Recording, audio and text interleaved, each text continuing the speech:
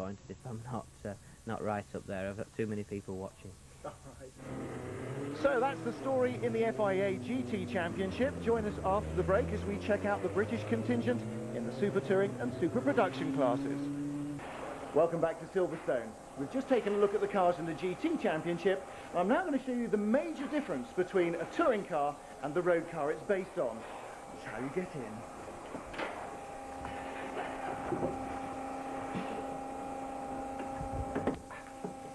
Et voila! Very simple, very straightforward.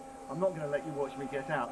Now, in all seriousness, super touring cars are very, very different from their road car roots. The body shell retains the same shape, but it's got highly advanced aerodynamics, big wings on the front and in the rear.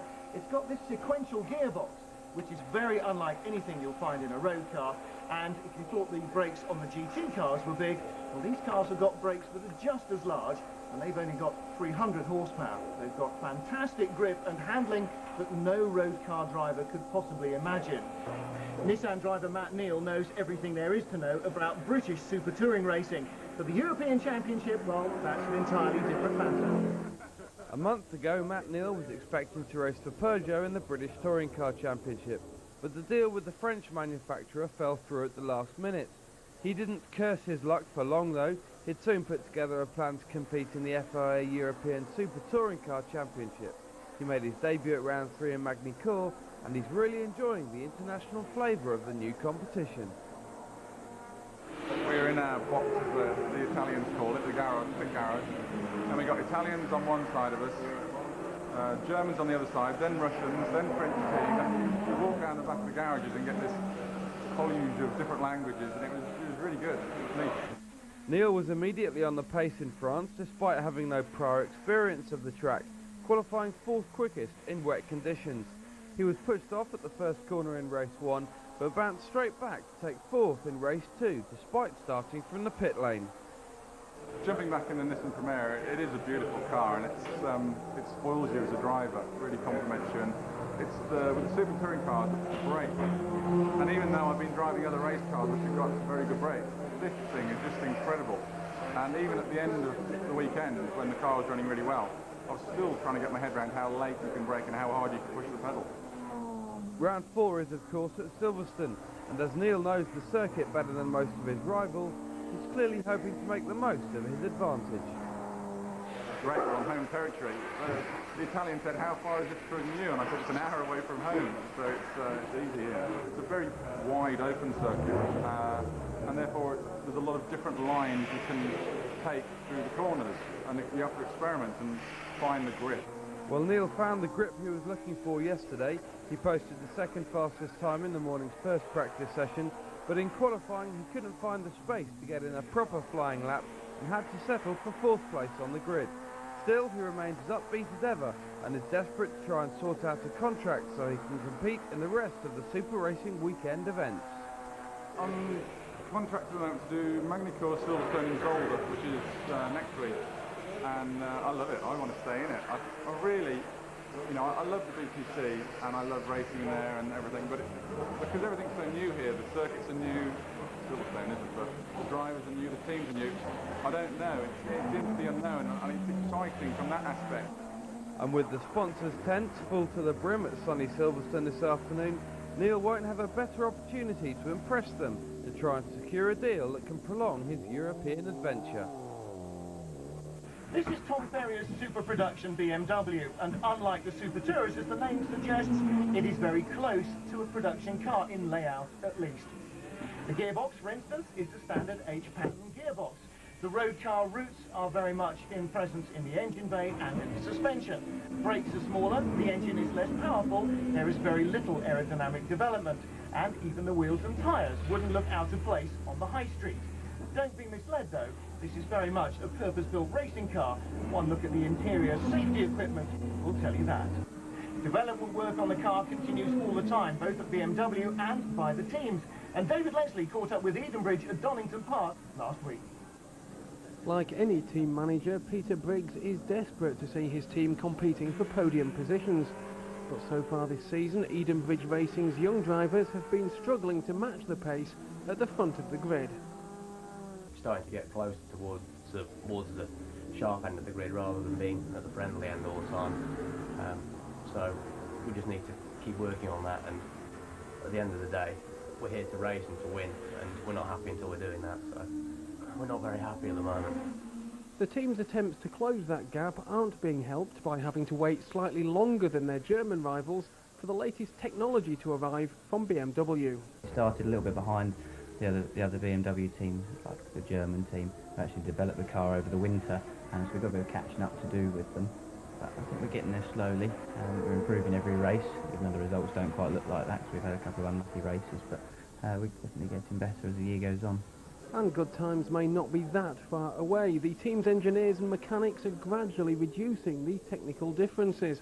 And at Silverstone, the drivers have some previous knowledge of the circuit that they'll be driving on. I mean, the championship's a European championship, as we all know. Being a 19, I haven't done much racing abroad yet, and Silverstone's the only circuit I've actually raced on out of all the races in the championship, so it'd be nice to have a bit of knowledge from a circuit rather than turning up and never seen the place before. So it should be hopefully our best result so far of the year. And Britain's sole contenders in the European Super Production Touring Car Championship are leaving no stone unturned. After a disappointing race at Magny-Cours, the team asked Eurosport's David Leslie to help their testing session at Donington Park. It's always much more fun being on the circuit and racing than it is on the commentary box talking about it. And after driving the car, Leslie is sure the team are capable of mixing it with their more experienced rivals and will soon be on the podium. I'm sure they can. They've got the same cars as everybody else out there. They just need some help with the actual setup to get it fine-tuned, and they'll be up there along with the race leaders at the front and on the podium. So if David's predictions are correct, then this season will be one of constant improvement for the Edenbridge team. And given their history of developing young drivers, Rubens Barrichello, for example, drove for the team back in 1992. The names of Tom Ferrier and James Hansen will be ones to remember in the future. Well, I hope we've been able to give you more of an insight into what goes on behind the scenes of the Eurosport Super Racing weekend. We're getting ready to go racing now, so join us the other side of the break as we go live to Silverstone for the Eurosport Super Racing weekend. Hello, welcome to sunny Silverstone. The Super Racing weekends continue. We're in Great Britain and the weather is perfect.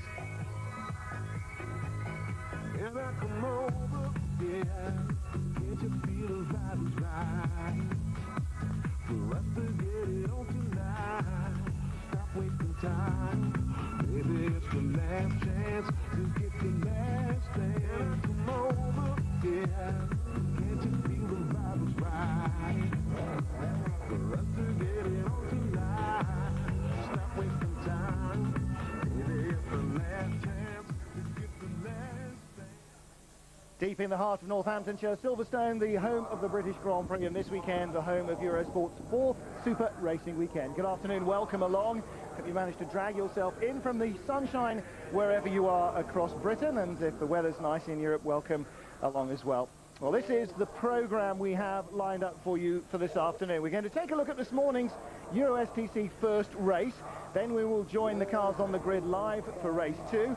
We'll take in the Super Production race live, and then to highlight the finale of our programme, we have the best of the action from the FIA GTs. In this Silverstone circuit, the 5.1 kilometres, 2.5 miles, former airfield, has been the home of the British Grand Prix, not entirely, but largely since the 1950s, and is currently where Formula One cars do their stuff in the UK. And it's also a great chance for the British drivers, of course, to try and shine at home.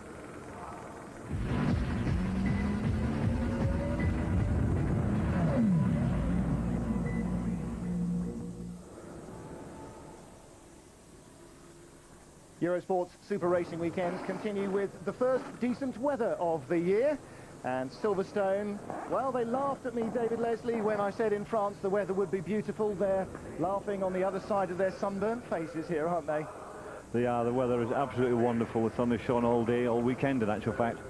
We were here on Friday for the watching them doing the general testing all day Saturday when they were qualifying, and here, what a wonderful day to go racing. Well, this is the first of the Super Touring races. As you can see, Nicola Larini in the Alfa Romeo leading the championship, but Larini failed to qualify, as you'll have seen in yesterday's programme, because he had a gearbox problem with his Alfa. They thought they'd rectified it. He went out but failed to make it. It's his teammate who's on the front row of the grid, sandwiched between the two Hondas, Tarquini ahead of Valfish, Matt Neal, the British privateer, joining in on row 2 ahead of Sandro Sardelli in the other Nissan. And way down the order is Nicola Larini. He was allowed to qualify himself in the morning warm-up on Sunday, which means he can make the race from the back of the grid instead of from the pit lane, but he's not actually stone last because 2 other cars had problems and will be on the grid behind him. They had engine changes. One of them was the Audi driver Roberto Colciaggio, and in fact Colciaggio and the other car that had hoped to change its engine, Gianluca Roda, failed to make the grid, and so as Tarquini led them away to the first corner, it was him out front, teammate Valfish angling for a move ahead of Giovanardi, but further back you can see there the number 2 car of Nicola Larini, and already 3 or 4 places further up the order than when the lights had turned to green. Now, Gabriele Tarquini fast in qualifying, David unusually taking the decision to take a second set of new tyres for a second qualifying run to guarantee himself pole. I think he feels even this early in the season he's really got to hit a winning streak fast. He has. He was expecting to win long before now, and he's had a non-finish every race meeting so far, so he needs to get rid of that, and he needs to have a double win here this weekend. You can see he got that pole position and he made a very good start of flying. You can see the end of the first lap is there. Already got a 2-second lead over Giovanardi, and he's stretching that lead away at the moment. Matt Neal's managed there to get up ahead of Valfish, and he's into 3rd place, so the Hondas are doing well 1st and 4th. Well, a good start from Matt Neal. He was hoping to be right on the pace of Tarquini, Giovanardi and Larini, but has found that the Nissan was lacking perhaps just a 10th or 2 as it came down to the final shakeout in qualifying. Now, Larini obviously on his way through the field, dispensing with the white Alfa there, ostensibly an identical car run by the Conrero team. Number 10 machine there in that instance, Enrico Toccacello providing little in the way of resistance as Larini picked up 6th place. For Tarquini, 5 laps in, 3 seconds up the road from Giovanardi, and Gio had absolutely nothing to say about that. So Larini continuing to race through the midfield, through the privateers, up to the sharp end of the grid.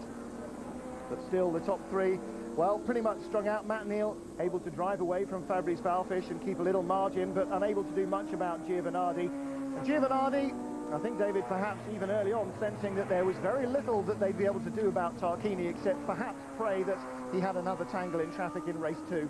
Yeah, they've been lucky so far this year that Tarquini has had those tangles, and they've been able to pick up all the points, which is why they're 1st and 2nd in the championship. But yes, he's realised very quickly he's not going to do anything with him here at Silverstone. And Tarquini, you see there, just pulling away all the time. Giovanardi in 2nd, and that's the way they finished. Good points for Giovanardi. He's still racking those points up. Well, he pulls in a little bit of the lead that his teammate Nicola Larini has out front, but a win at Silverstone for the Asport Honda team, and of course this Honda Accord designed and built originally in Britain for British touring car racing, and the British tracks, very much like Silverstone, generally fairly smooth, and this is the kind of terrain where it works best. The bumpy stuff it's not quite so keen on. So victory in the first race then for Tarquini ahead of Giovanardi. Matt Neal's car, also a regular British touring car runner, right up until the end of last season when that car was in fact, well, almost destroyed in its final race. Now rebuilt and on the podium in race 1. I think my big gap starting from my good start. I took 2-second advantage on the first lap. I drove very, very fast without any mistake. And apart of that, I think the performance of Alfa was very close to my car. And he tried to catch me, I tried to answer in lap time, and I just controlled in the last 3 or 4 laps. Tarquini then on top in race 1, and with the temperatures still climbing and set fair, it sounds as though there may well be a chance for Tarquini to continue his domination. Larini still leading the championship, but again, Gabriele finding himself back in the top half dozen, a position where he was after race 1 at Magny-Cours, and after retiring from race 2, he dropped out of the top half dozen once more. But it's still all about the Alphas in the Super Touring Championship in terms of points. Tarquini proving, however, that on his day he's as fast as anyone else. If he can keep his nose clean in race 2, he may be able to make more inroads into those Alpha advantages.